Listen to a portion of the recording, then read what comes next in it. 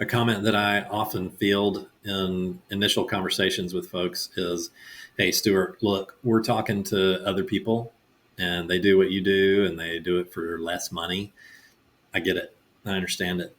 However, let's make sure we are comparing apples to apples.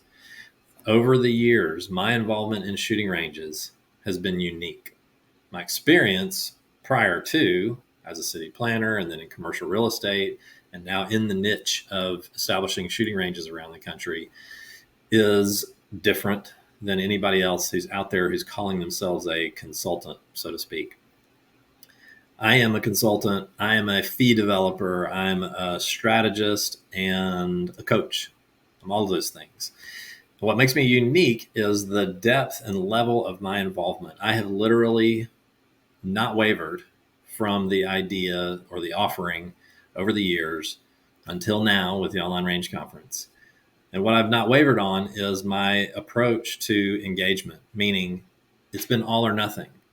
The folks that I've helped build gun ranges for, from Saddle River to Indoor Independence to Frontier Justice and Mission Ridge, several of which of those have multiple locations, has been, when you engage me, we're going through this entire process together. And the big reason for that is they're making a multi-million-dollar investment. Why would I enter into an agreement where I give them a slice of the pie? You order the entree, you order the appetizer, and then you call me when you're ready for the entree. And if I see your cup is empty, I'll come fill it. No. My approach to this process to date has been full turnkey, meaning from day one, when we start exploring and discovering and planning and going through ideas and questions, I'm thinking about what you're thinking about in that moment because we're talking about it. And then I'm also thinking about the implications in the budget, on the footprint, the floor plan, the site plan. Those are three different things: footprint, floor plan, site plan. Those are three different elements that could be impacted by an idea of a conversation that we're having. A great example is some markets are good for an indoor 100-yard bay. So typically 3-4 lanes is most common. Rarely do they get much wider than that. But let's say you want to explore the idea of building a 3-lane 100-yard. Okay, what are the components to that? You've got a 330 foot long, at least, building, interior wall to interior wall, 330 feet plus wall thickness plus, oh, you know what you did when you decided to build a 100-yard?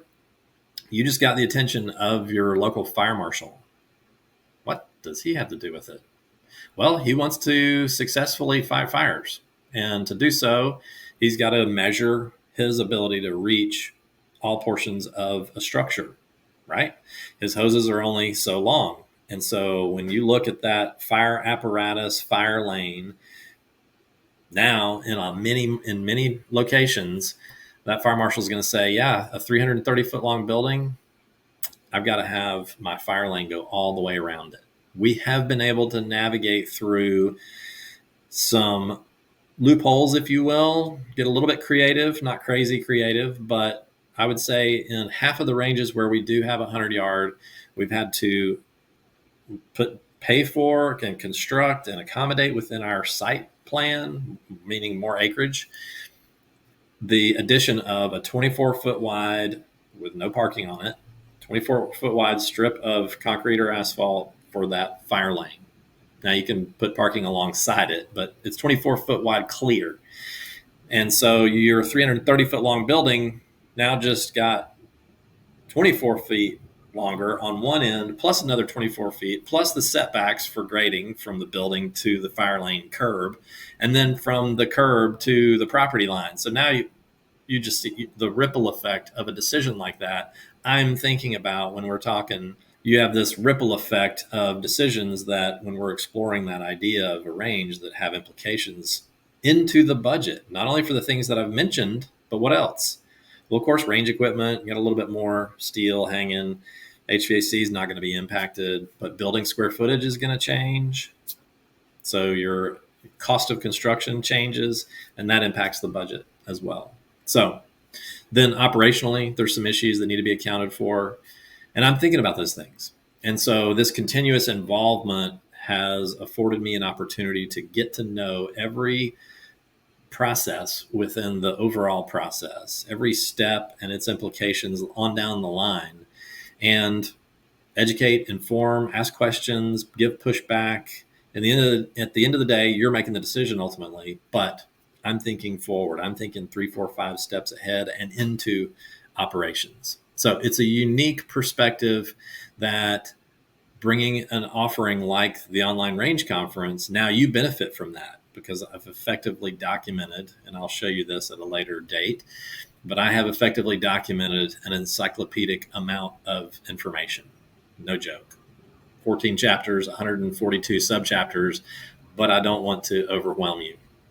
The online range conference takes the initial critical, most important aspects of planning and budgeting for a range and sorting out the business model that are a must have before you start pursuing real estate, before you start talking to investors in any serious manner or put forward any kind of budget amounts or have anything beyond an introductory conversation with your lender. The online range conference is going to benefit you wildly.